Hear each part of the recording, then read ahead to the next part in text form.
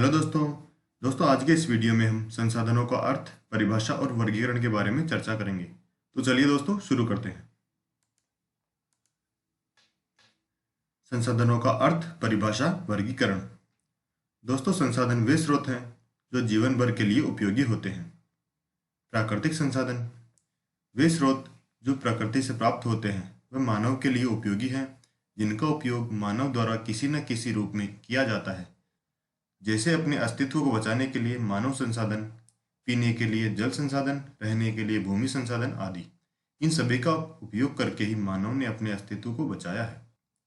Resource री अर्थात दीर्घ अवधि या पुनः, सोर्स साधन या उपाय, अर्थात प्रकृति में उपलब्ध वे तत्व या साधन जिन पर कोई जैविक समुदाय दीर्घ अवधि तक निर्भर रह सके तथा पुनः पूर्ति या पुनः निर्माण की क्षमता हो। समाज विज्ञान कोश के अनुसार संसाधन की परिभाषा। संसाधन मानवीय पर्यावरण के वे पक्ष हैं जिनके द्वारा मानव की आवश्यकताओं की पूर्ति होती है तथा सामाजिक उद्देश्यों की पूर्ति होती है। जिम्मरमैन के अनुसार संसाधनों की परिभाषा: संसाधन पर्यावरण की वह विशेषता है जो मनुष्य की आवश्यकताओं की पूर्ति में सक्षम मानी जाती है। उन्हें मनुष्य की आवश्यकताओं व क्षमताओं द्वारा उपयोगिता प्रदान की जाती है। जेम्स फिशर के अनुसार संसाधनों की परिभाषा: संसाधन ऐसी वस्तु होती है जो मानवीय आवश्यकताओं तथा इच्छाओं की पूर्ति करती है। स्मिथ एवं फिलिप के अनुसार संसाधन की परिभाषा: मूलतः संसाधन केवल पर्यावरणीय कार्यशीलता है जो मानवीय उपयोग में आते हैं। फेलमैन के अनुसार संसाधन की परिभाषा: संसाधन प्राकृतिक रूप में पाए जाने वाले पदार्थ हैं जो किसी भी दशा में मानव के आर्थिक विकास तथा कल्याण में प्रयुक्त रहता है। जेलिंस्की के अनुसार संसाधनों की परिभाषा: संसाधन वे तत्व या गुण होते हैं जो मानव आवश्यकताओं को संतुष्ट करते हैं और जो अपनी आर्थिक एवं सांस्कृतिक उपलब्धियों तथा अपनी संसाधन दोहन की क्षमता के अनुसार लोगों के उद्देश्यों, प्रतिभाओं तथा प्रयत्नों के साथ साथ स्पष्ट रूप से बढ़ते जाते हैं। उपयोग की अवधि के आधार पर संसाधन। किसी भी संसाधन के उपयोग की एक अवधि होती है। कुछ संसाधन कम अवधि में समाप्त हो जाते हैं तथा कुछ का उपयोग लंबे समय तक किया जा सकता है। इस प्रकार उपयोग की अवधि के आधार पर संसाधनों को 3 भागों में बांटा गया है। पहला, नवीकरणीय।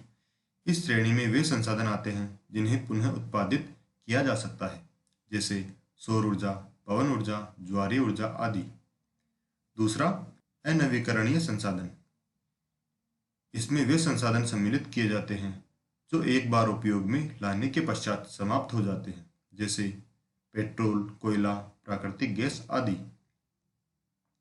तीसरा, चक्रीय संसाधन। पृथ्वी पर कुछ ऐसे संसाधन हैं जो एक चक्र के तहत निर्मित होते हैं, जैसे जल संसाधन। उत्पत्ति के आधार पर संसाधन: जैविक और अजैविक संसाधन। जैविक संसाधन: इन संसाधनों में जीवन क्रिया नहीं होती, ये एक बार उपयोग में लाने के उपरांत समाप्त हो जाते हैं, जैसे खनिज। दूसरा, जैविक संसाधन। इनमें जीवन क्रिया पाई जाती है। जीवाश्मों के कायांतरण के परिणाम स्वरूप उत्पन्न होने के कारण कोयला तथा खनिज तेल भी जैविक संसाधन ही कहलाते हैं, जैसे जीव जंतु, मानव, वनस्पति आदि।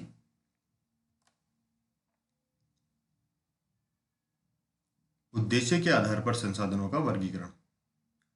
समस्त संसाधनों का उपयोग किसी न किसी उद्देश्य के लिए ही किया जाता है। ऊर्जा संसाधन: वे संसाधन जिनका उपयोग ऊर्जा प्राप्ति के लिए किया जाता है।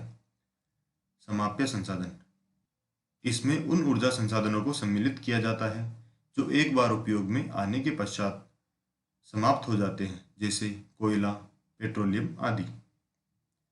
असमाप्य संसाधन: गैर परंपरागत ऊर्जा स्रोत जो निरंतर उपयोग में लाए जाते हैं, जैसे हवा। खाद्य संसाधन: वे संसाधन जो खाद्य के रूप में उपयोग में लाए जाते हैं, जैसे नमक, कंद मूल, सब्जियां, पशु से प्राप्त दूध, मांस आदि। कच्चा माल: ये औद्योगिक विकास का प्रमुख आधार है।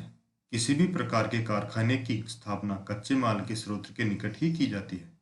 खनिज पदार्थ भूगर्भ को खोदकर निकाले गए पदार्थों को इस श्रेणी में रखते हैं, जैसे लौह अयस्क, नमक, चूना आदि। वनस्पति वनों से प्राप्त पदार्थ जैसे लकड़ी, रेशेदार पदार्थ, गोंद, रबड़, तेल, बीज, दालें आदि। पशु एवं जीव जंतु पशुओं तथा जीव जंतुओं से प्रमुख तथा गौण उपज प्राप्त करते हैं। ये भी कच्चे माल की श्रेणी में ही रखे जाते हैं, जैसे मुर्गी पालन, मधुमक्खी पालन, खाल, सींग, तेल, चर्बी, ऊन, बाल, रेशम, हड्डियां आदि।